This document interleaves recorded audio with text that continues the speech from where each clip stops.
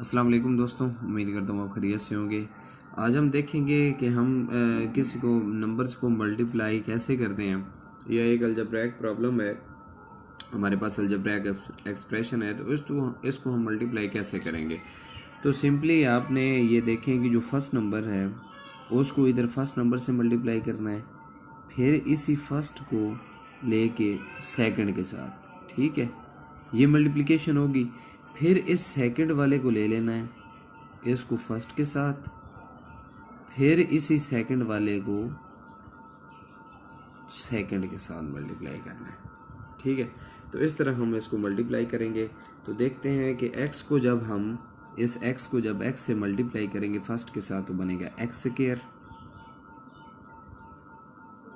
Plus इस x को, ये प्लस इस x को 3 से मल्टीप्लाई किया तो हमारे पास बन गया जी 3x, ठीक हो गया। उसके बाद प्लस,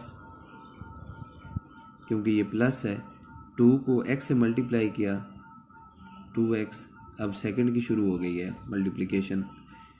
फिर 2 को 3 से मल्टीप्लाई किया 6, ठीक हो गया जी। उसके बाद हम इसको सिंप्लीफाई कर लेते हैं। X square 3 + 2 5x plus 6।